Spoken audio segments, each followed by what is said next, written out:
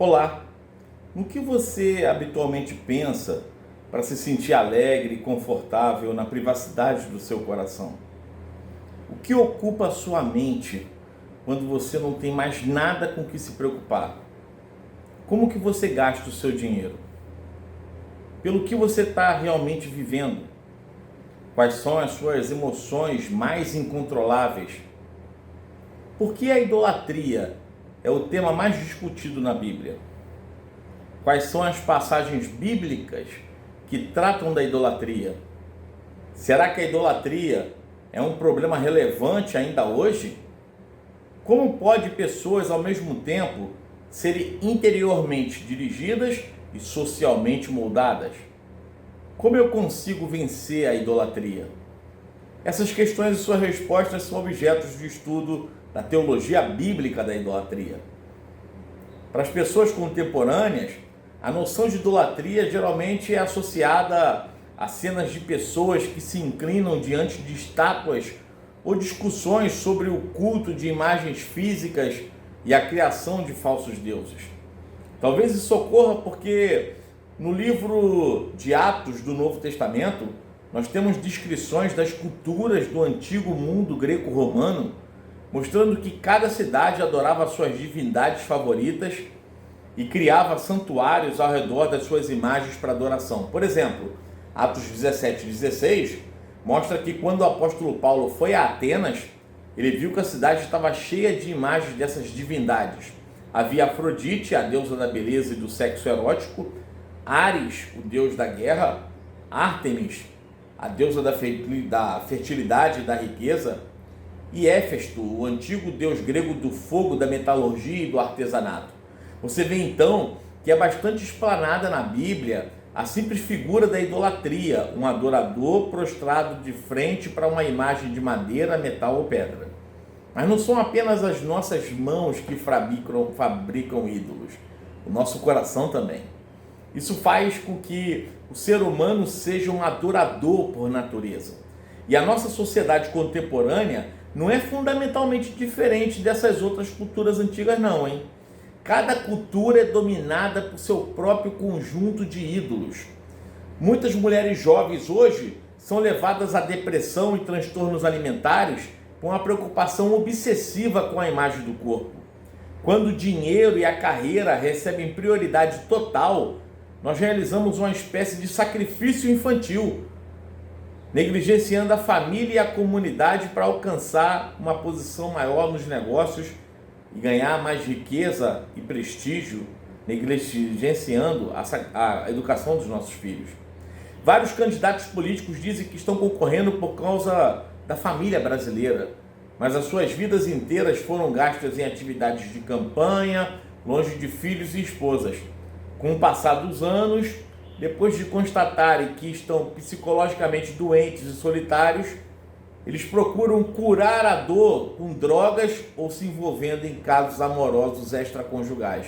Em seguida vem o desmoronamento da família e um escândalo, ou as duas coisas ao mesmo tempo. Além disso, quando chegam as grandes crises do colapso econômico, a cultura da ganância vem à tona e nós vemos pessoas agirem irracionalmente, perdendo completamente a noção do que é certo.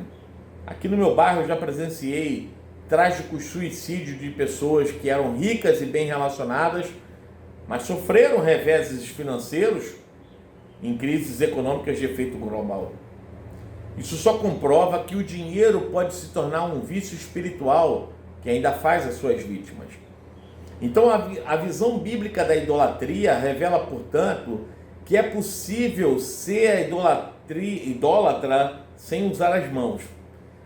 E realmente o reformador João Calvino estava certo quando disse que o coração humano é uma fábrica de ídolos. Em Ezequiel 14:3, Deus diz sobre os cidadãos de Israel: estes homens levantaram ídolos dentro do seu coração e puseram diante de si o tropeço que os leva a cair em iniquidade. Então a gente precisa identificar o que é ídolo. Qualquer coisa pode ser um ídolo e tudo tem sido um ídolo. Qualquer coisa na vida pode servir como um ídolo, um Deus alternativo ou um falso Deus. Pensamos que os ídolos são coisas ruins, mas isso quase nunca é verdade. Quanto maior é o bem, maior é a tendência de esperarmos que o ídolo satisfaça as nossas maiores necessidades e esperanças. Qualquer coisa pode servir como um falso Deus, especialmente as melhores coisas da vida. Então, ídolo é qualquer coisa que seja mais importante para você do que Deus. Ídolo é qualquer coisa que absorve o seu coração e a sua imaginação mais do que Deus. Ídolo é qualquer coisa que você procura e que só Deus pode te dar. Ídolo é qualquer coisa que seja tão central e tão essencial para a sua vida que, se você a perder, você acharia difícil continuar vivendo ou sentiria no seu coração que não valia mais a pena viver.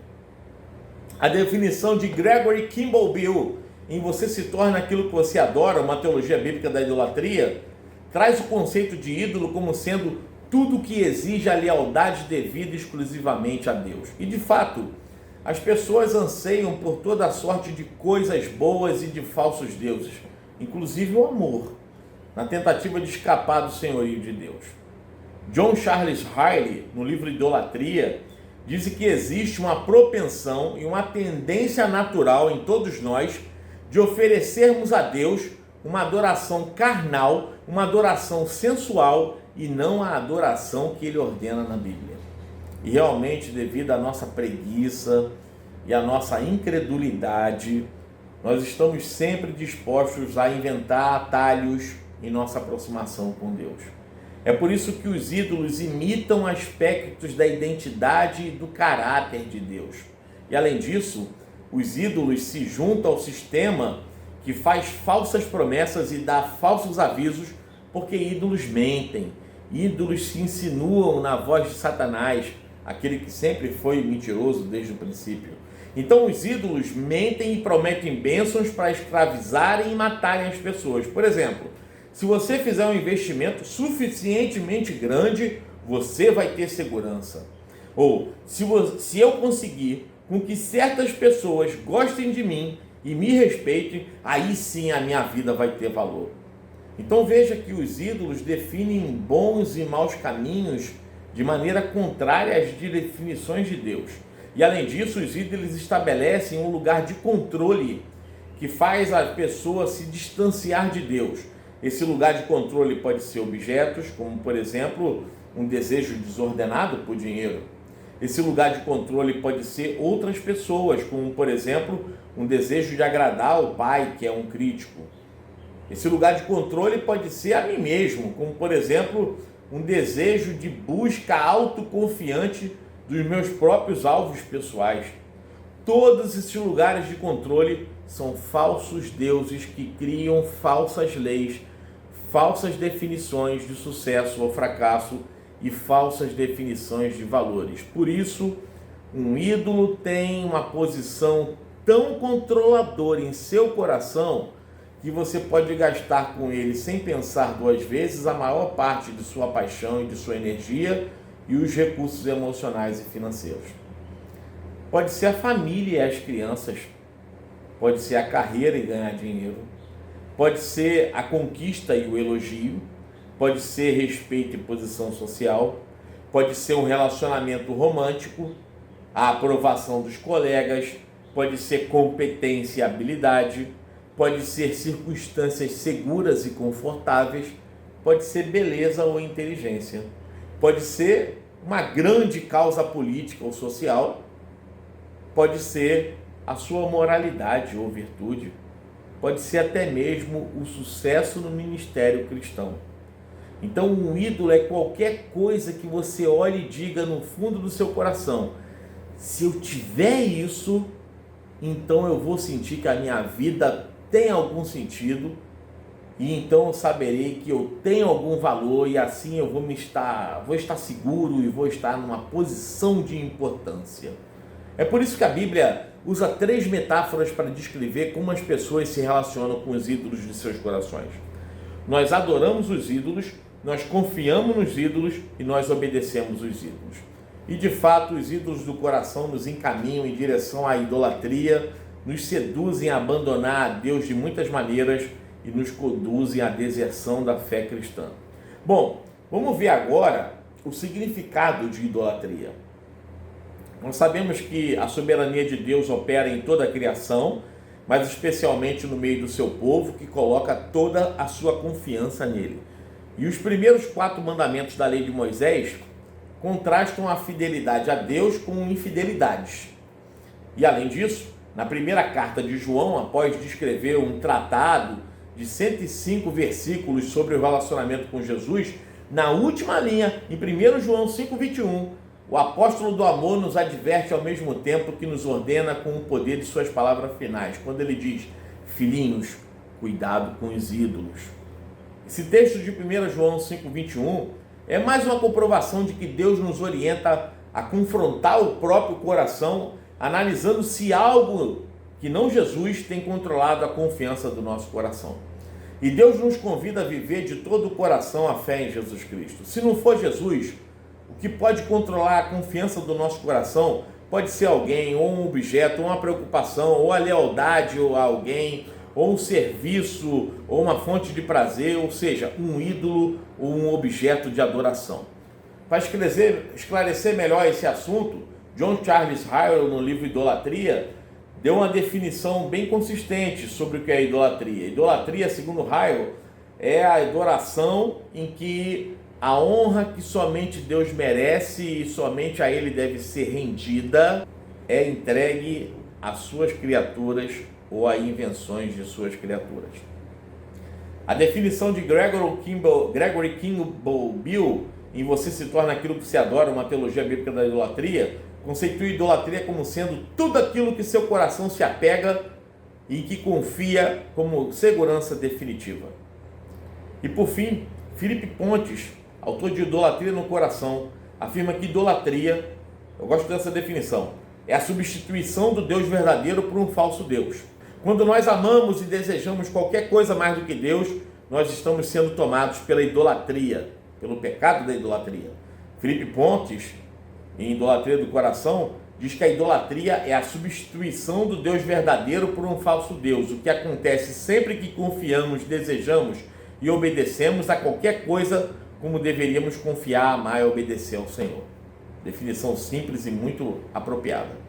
Então a idolatria está presente quando nós amamos, desejamos e confiamos em qualquer outra fonte de satisfação de nossas necessidades espirituais, quando nós deveríamos amar, desejar e confiar apenas em Deus, ou quando obedecemos a algo qualquer, como deveríamos obedecer a Deus. Essas 3 coisas, né? Confiança, amor e obediência, geralmente estão juntos em nossa vida. Tudo começa com confiança de que algo pode ser a nossa fonte de plena satisfação. Essa confiança nos leva a desejar este algo mais do que tudo, inclusive Deus, e na esperança de alcançar esse algo, nós passamos a atender às suas exigências. Nós obedecemos.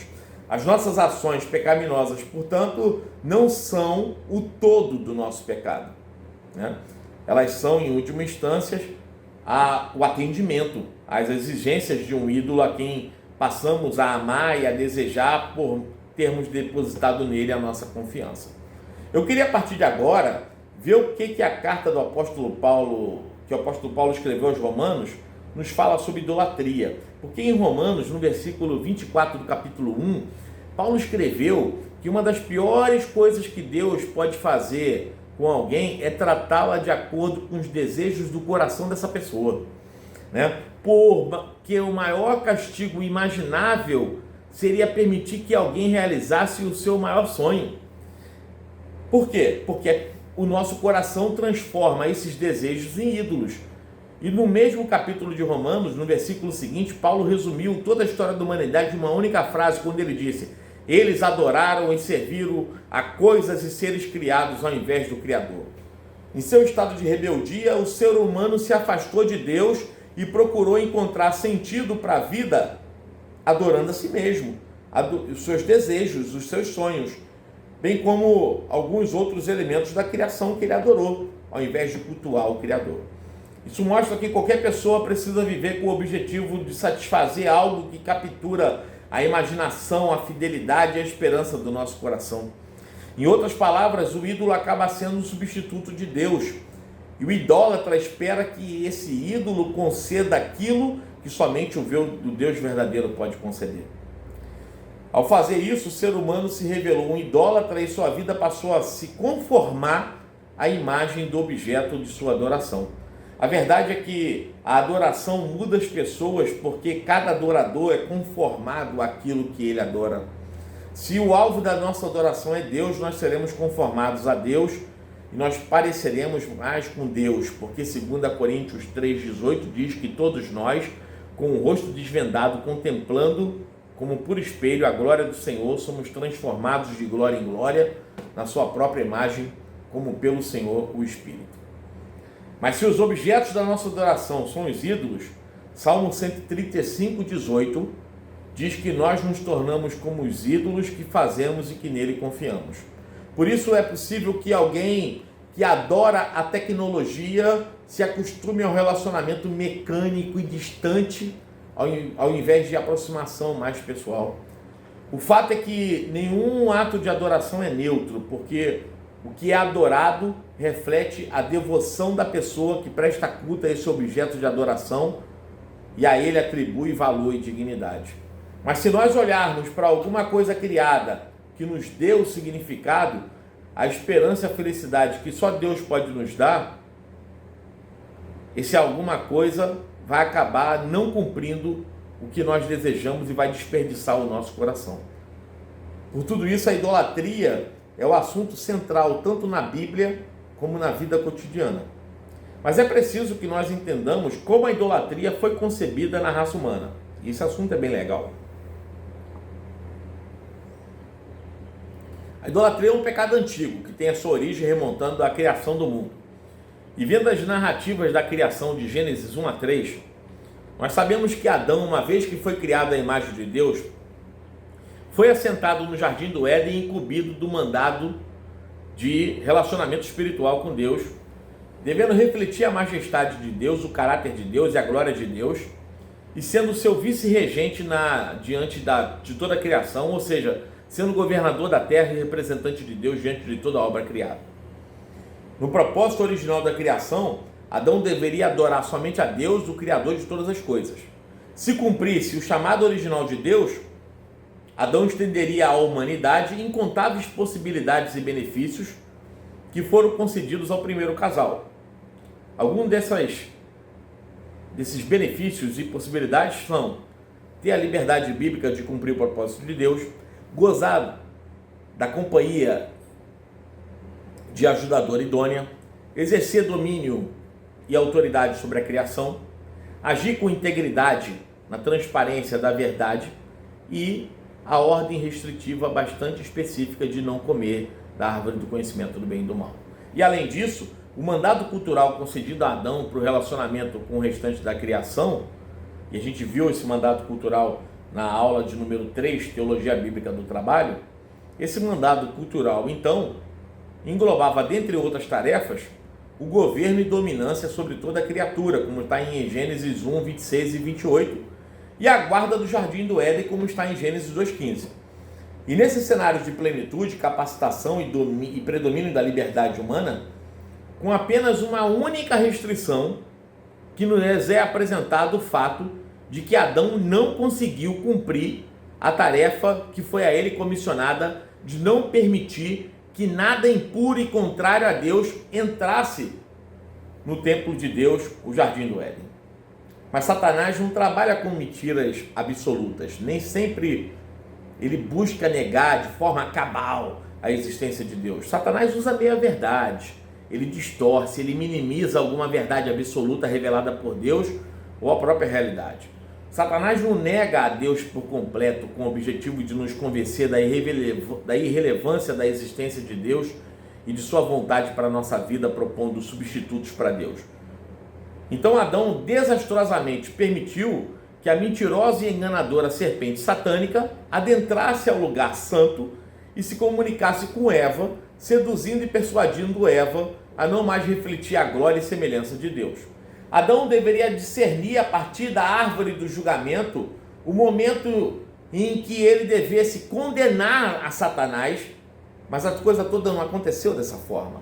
Esse descumprimento do mandato cultural e a omissão de Adão ao não sujeitar e não dominar Satanás, lançando-o para fora do jardim do Éden, fez com que fosse violada a ordem de não comer do fruto da árvore do conhecimento do bem e do mal, e assim fosse introduzido o pecado no mundo e na humanidade, trazendo morte e separação de Deus. Adão, ao reverenciar a si próprio, ao invés de refletir a glória de Deus, fez com que surgisse o caos e a desordem no santuário de Deus e na vida de seus descendentes, de mim e de você. Adão deveria refletir a glória de Deus ao confiar nele e obedecer os seus mandamentos, mas decidiu em seu coração se apegar ao seu próprio controle de vida, ao próprio sentimento de autossuficiência, para ter a falsa sensação de completa segurança. Mas Adão, no altar da idolatria, ao reverenciar a si próprio ao invés de Deus, deu origem ao pecado do orgulho, da prepotência, da vaidade e da arrogância, e rompeu a aliança que a humanidade tinha com Deus, caindo danosamente da posição em que ele ocupava. E com a queda no pecado, houve uma separação que acabou por obscurecer a visão humana de quem deveria ser adorado. E como consequências drásticas de ter acreditado na completa meia-verdade contada por Satanás no Jardim do Éden e de ter cedido à cobiça e à idolatria, Adão, como representante da humanidade, sofreu diversas perdas. Adão perdeu sua pureza e integridade, tornando-se mal. Adão perdeu a presença de Deus, a transparência na comunicação com Deus e a intimidade com Deus, substituindo tudo isso pelo esconder-se, pelo medo e pela vergonha. Adão perdeu a intimidade com a sua companheira, surgindo o individualismo expresso em acusações mútuas, sem assumir a própria responsabilidade. Adão perdeu a sua habitação no Jardim do Éden, passando a ficar desconectado da verdade que é o próprio Deus. Adão perdeu o seu propósito original claramente definido, substituindo esse propósito por uma pobre realidade marcada por incertezas, na qual as pessoas não vivem mais para Deus e o seu propósito, mas para si mesmas. Adão perdeu a sua liberdade e o acesso à árvore da vida, não podendo mais desfrutar da plenitude de vida e herdando espinhos e ervas daninhas. Adão perdeu a sua própria vida, recebendo a morte nas dimensões física, moral e espiritual.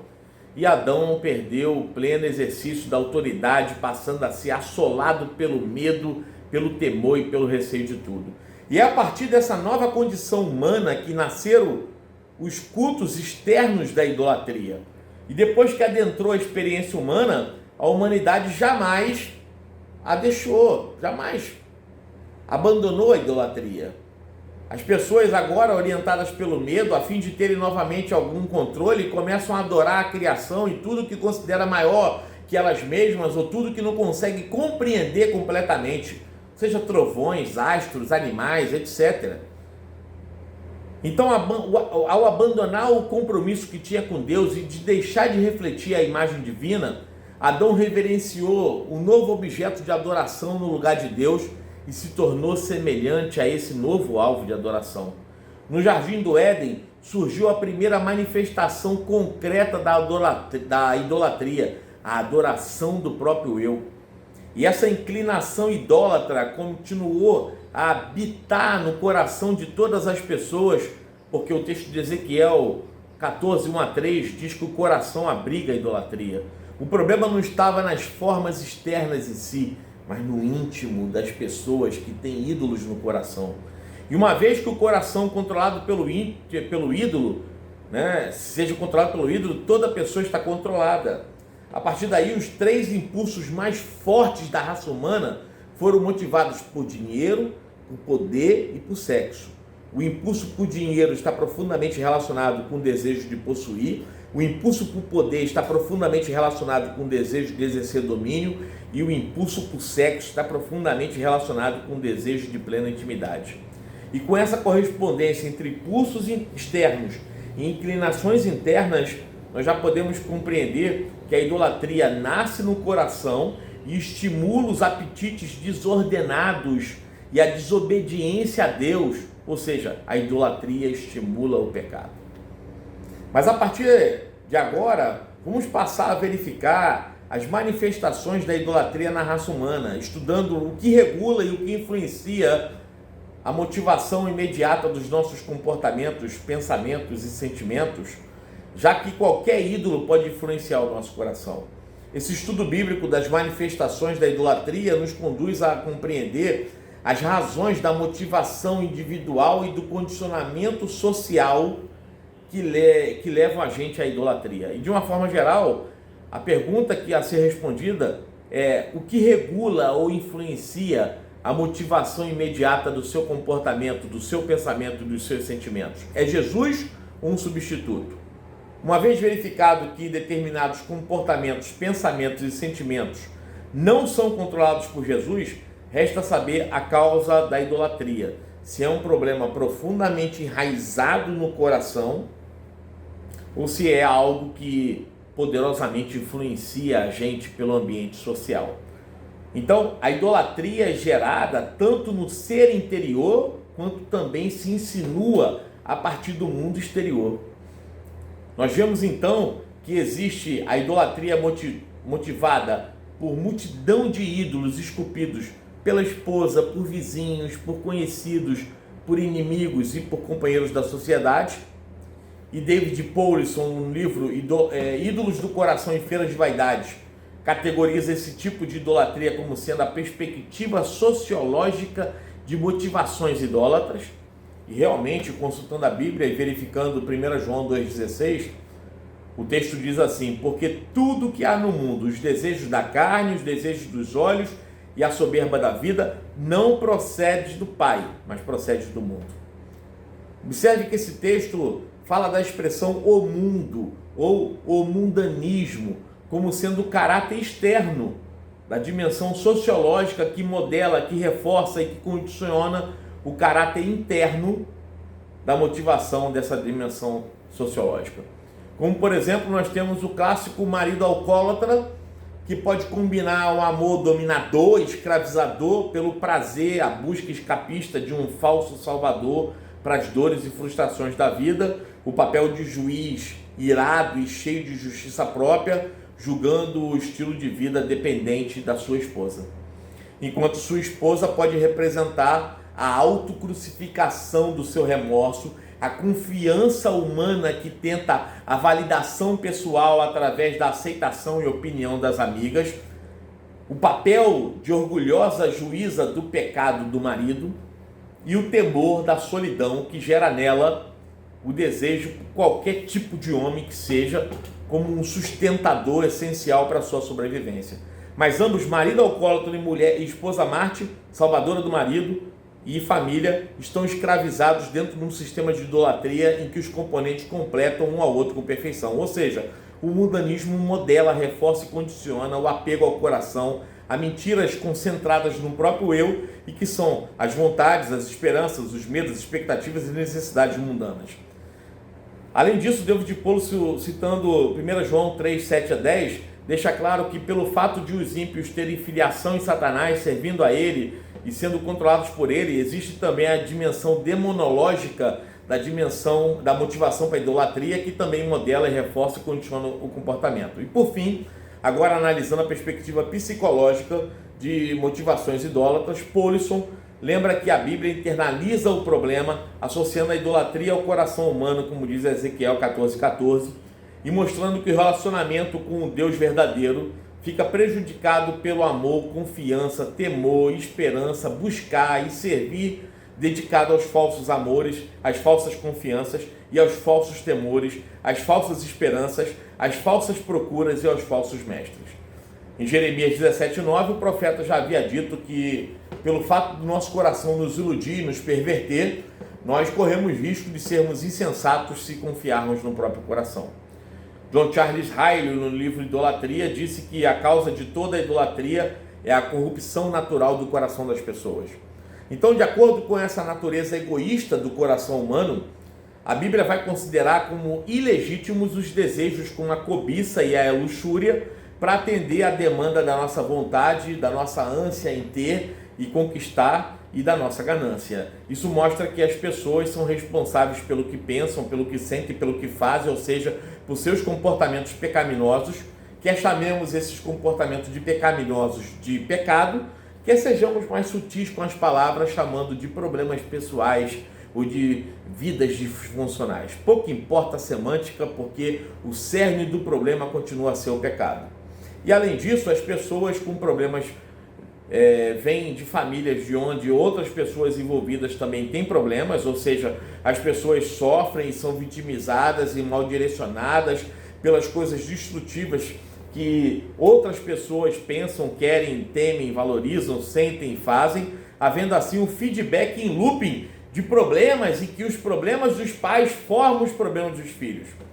Nós vimos então que David Powlison categorizou a idolatria nas perspectivas sociológicas, demonológica e psicológica de motivações. E tudo isso comprova que a idolatria é um problema profundamente enraizado no coração humano e que nos influencia poderosamente por meio do ambiente social. Timothy Keller, no livro Deuses Falsos, diz que existem ídolos ocultos e ídolos de superfícies. Ídolos ocultos são os que estão dentro do nosso coração, abaixo dos ídolos de superfície, a quem servimos e que são visíveis. Isso é bem simples de compreender. O pecado em nossos corações afeta a nossa motivação para que se tornem ídolos ocultos. Então, algumas pessoas estão fortemente motivadas por um desejo de influência e de poder. Outras pessoas preferem a aprovação de todos. Algumas querem conforto físico e emocional acima de tudo, enquanto outras pessoas querem segurança e controle de seu ambiente mais do que qualquer outra coisa. Pessoas que têm o ídolo oculto do poder querem ganhar influência sobre outras pessoas, mesmo que tenham que percorrer o risco de serem impopulares. Pessoas que são mais motivadas por aprovação são o oposto. Elas podem até perder de bom grado o poder e o controle, desde que todo mundo pense bem delas.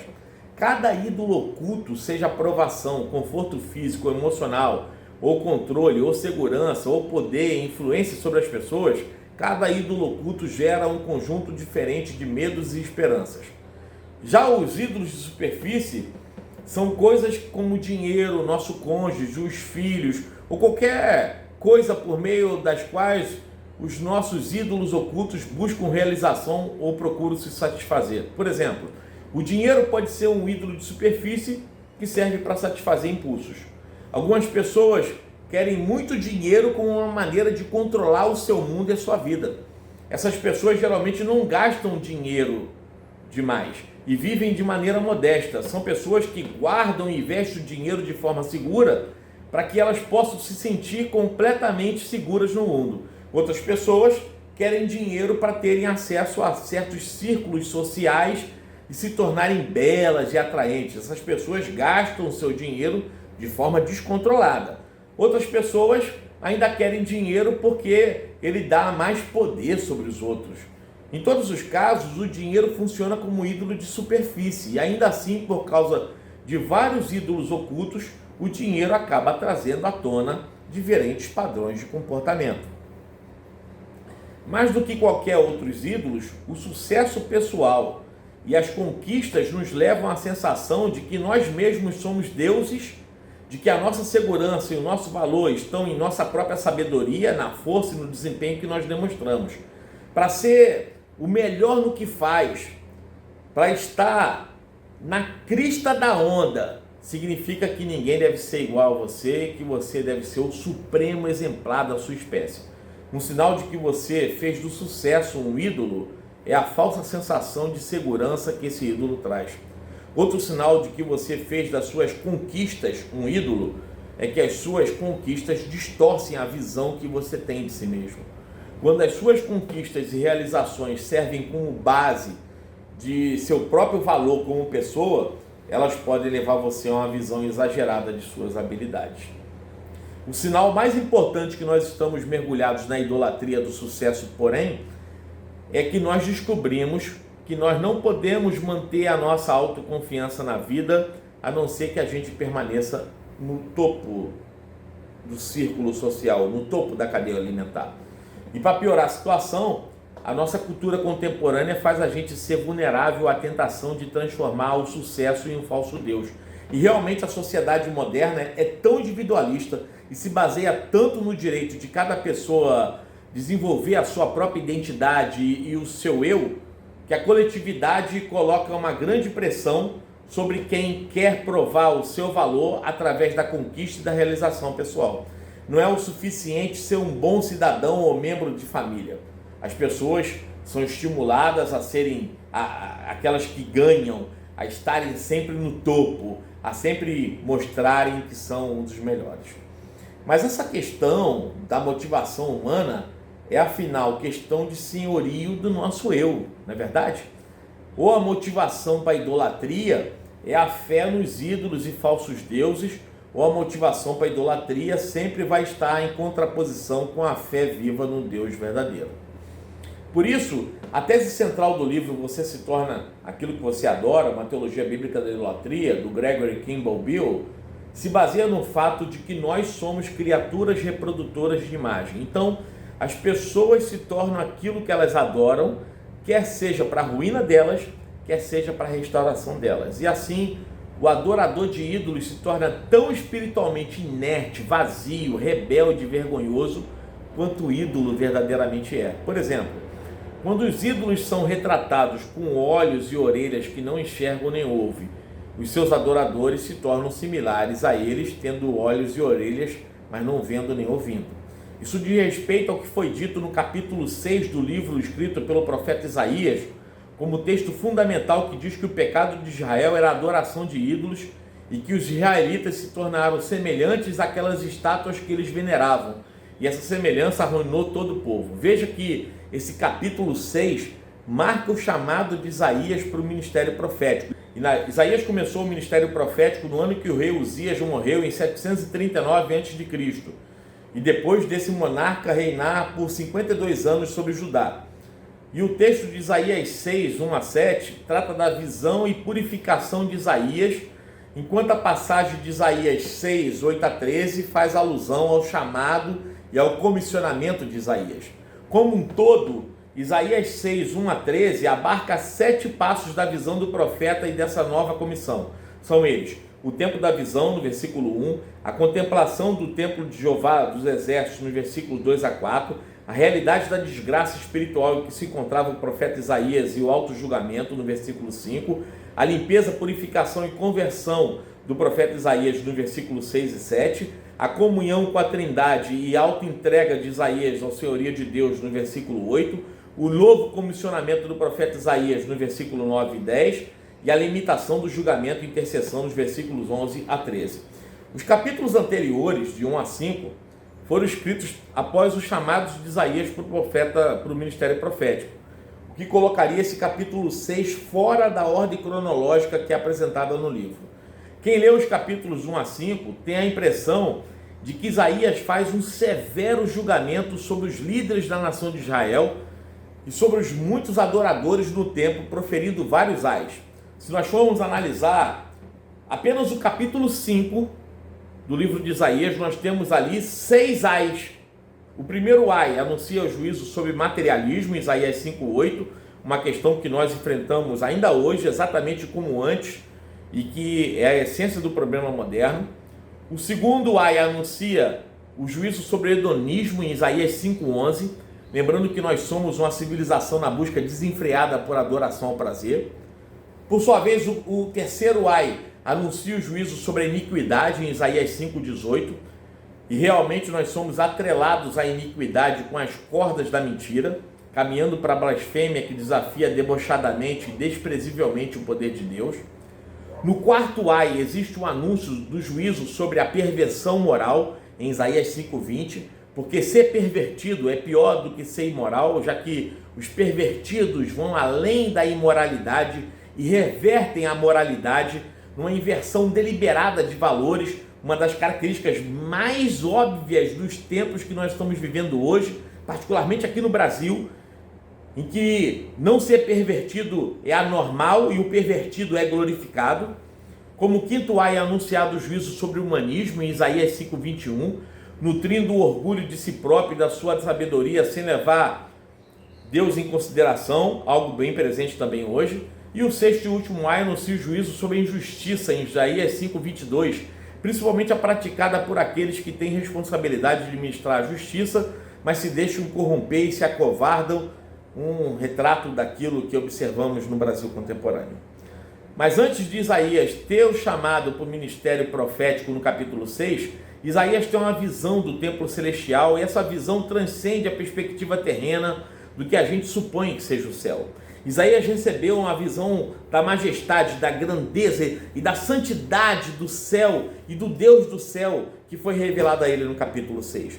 Isaías viu a aparição do Cristo pré-encarnado como ele se revelou, soberano, absoluto, majestoso, sentado em um trono do céu alto e exaltado, em esplendor brilhante, com a esvoaçante franja do manto de Cristo, cheio da glória de Deus, enchendo por completo o templo. Isaías viu que Cristo pré-encarnado estava cercado pelos anjos serafins de fogo em volta do trono. Serafim vem do verbo sarap, no grego, que significa queimar. Então serafim significa literalmente alguém que queima, alguém que arde, alguém que se brilha. Serafins são seres criados com pés, rosto e asas que eram brilhantes como fogo flamejante, simbolizando a pureza e o poder de quem está no céu adorando a Deus.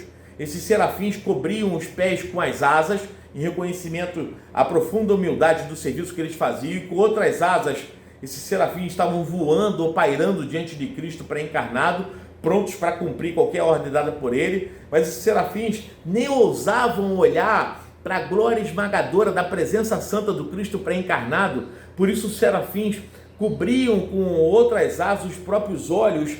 Essa glória de Deus era tão brilhante, tão visível, e representava a essência e o caráter de Deus, mas numa demonstração surpreendente da graça de Deus para com toda a humanidade. Cristo pré-encarnado teve o prazer em revelar algo de sua glória para que o homem Isaías tivesse permissão para olhar para tal visão sem morrer e registrar isso para cada um de nós. E é interessante observar que essa passagem do chamado de Isaías, em Isaías 6, 9 a 13, é antecedida de uma das mais famosas afirmações da santidade de Deus em toda a Bíblia, quando é dito em Isaías 6,3, que o Senhor é santo, santo, santo, ou seja, que o Cristo pré-encarnado é perfeito em todos os seus atributos que formam o seu caráter, não apenas na pureza moral. Então, nessa cena, o canto repetido, santo, santo, santo, que os serafins aclamavam, demonstrou o grau infinito de santidade do Cristo pré-encarnado, num contraste com a pecaminosidade de Isaías. E essas vozes do coro de louvor que saíam dos lábios puros e sem pecado dos serafins eram tão poderosas, que as ondas sonoras do canto dos serafins faziam a fundação do templo de Deus balançar para frente e para trás, enquanto a esvoaçante glória transcendente de Deus enchia o templo com fumaça, numa experiência impressionante e até mesmo assustadora para Isaías.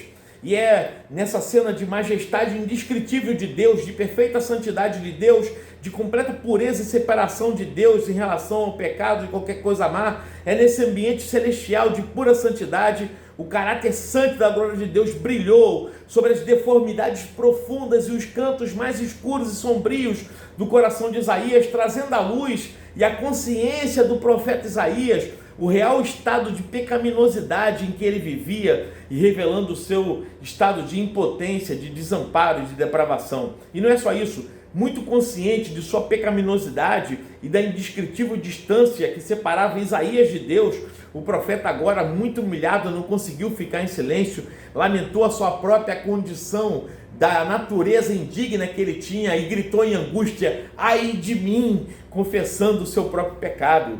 Isaías, que antes estava apontando o pecado de todo mundo e de todos, agora foi forçado a reconhecer a sua própria condição de pequenez espiritual, e ele teve a completa noção de sua total indignidade e corrupção do seu próprio coração diante da pureza perfeita de Deus. E por isso o profeta gritou desesperadamente: ai de mim, que eram palavras angustiantes que saíam dos lábios trêmulos de Isaías e que refletiam o estado hipócrita do seu próprio coração. Foi assim que Isaías se viu condenado a morrer e gritou angustiante ai profético sobre si mesmo, confessando o seu próprio pecado a Deus. E nessa cena de perfeita santidade e pureza do Cristo pré-encarnado, ao invés de exterminar o pecaminoso profeta com uma explosão de santidade, Cristo então graciosamente se apressou para tomar a iniciativa de justificar Isaías e acudiu o profeta que se consumia em arrependimento e remorso. E foi assim que Cristo enviou um anjo representante da graça de Deus com um carvão em brasa viva e purificadora do altar para tocar a boca do profeta e limpar espiritualmente, purificar e perdoar Isaías. Isaías verdadeiramente precisava e precisava desesperadamente do carvão incandescente do altar do sacrifício, que na verdade esse altar prefigurava a cruz. O carvão em brasa viva era um simbolismo da morte de Cristo e representava o sangue purificador de Cristo, que desde o Antigo Testamento já purificava de todo o pecado aqueles que criam. E assim os ídolos de Isaías foram purificados, apenas não como uma manifestação externa daquilo que já estava acontecendo no coração daquele homem, no seu homem interior. E realmente o que procede do coração passa pelos lábios, e quando os lábios são purificados, significa que o coração também é purificado, e que a Bíblia nos diz isso em várias passagens. Agora sim, uma vez justificado e pronto para qualquer obra de Deus, o humilhado Isaías, que já tinha sido ordenado desde antes do seu nascimento para ser um profeta, agora estava em atitude de quebrantamento e se apresentou ativamente, pronto para responder ao chamado para o serviço de Deus. Agora sim, após confissão e purificação, e uma vez endireitado com Deus, Isaías é capaz de ouvir o chamado do Cristo pré-encarnado para que os direitos soberanos do Deus de Israel possam ser proclamados e todo o povo possa ouvir o profeta. E o trabalho de Isaías era hipócrita e frustrante, apontando o pecado dos outros, mas agora sem discutir o seu chamado com Deus, como fizeram Moisés e Jeremias. Isaías respondeu com gratidão e comprometimento o pedido para levar a oferta de salvação e o aviso de julgamento ao mundo perdido. Eu reconheço que muitos sermões hoje falam sobre essa história de Isaías, do capítulo 6, que eu acabei de contar, por causa da visão impressionante da majestade e da santidade de Deus vistas ali, mas são sermões e estudos bíblicos que também falam sobre o chamado de Isaías e sua resposta a Deus. Mas poucos são os sermões e estudos bíblicos que continuam no capítulo 6 para se deter no teor da mensagem que Isaías é instruído a pregar, porque essa é uma mensagem que nos choca bastante. Analisando o texto de Isaías 6, 9 a 10, diz assim: então ele disse, vai e diga a este povo, ouçam, mas sem entender, vejam, mas sem perceber, torne insensível o coração desse povo, endureça-lhes os ouvidos e feche os olhos deles, para que não venham a ver com os olhos, ouvir com os ouvidos e entender com o coração, e se convertam e sejam curados. O texto mostra que depois de perdoar Isaías e de ele reverenciar Deus e passar a refletir a santidade do Cristo pré-encarnado, Deus o comissiona como profeta para falar profeticamente do impuro Israel. Parafraseando o que Deus disse no versículo 9, nós temos: Isaías, vai e diga ao povo, gente, ouçam, mas não entendam o que eu estou dizendo, continue prestando atenção, mas não entendam o que eu estou falando. E Deus diz ao profeta: Isaías, esta é a ordem que eu te dou, torne o coração do povo insensível à minha palavra, mesmo quando você estiver pregando, deixe os ouvidos dessa gente surdos, turve seus olhos para que ninguém se salve. Essa é a paráfrase do versículo 10. Então observe que a idolatria aqui está relacionada ao entorpecimento dos sentidos do corpo humano, porque quem adora o seu ídolo se torna semelhante a ele.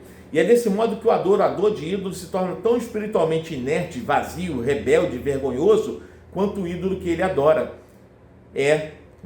Então, corações insensíveis que não conseguem entender a mensagem de Deus, ouvidos surdos ou embotados que não conseguem ouvir a mensagem de Deus, olhos turvos que não conseguem perceber a mensagem de Deus. Quando os ídolos são retratados com olhos, ouvidos e boca que não enxergam, nem ouvem, nem falam, os seus adoradores se tornam similares a eles, tendo olhos que não veem as coisas invisíveis e espirituais de Deus, ouvidos para os quais a palavra de Deus pregada é como comichão no ouvido que não atinge o coração, e boca que não proclama o que reflete a glória de Deus.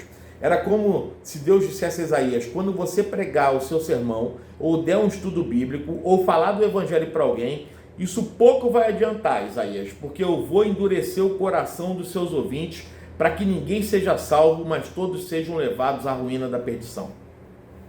Esse é o chamado que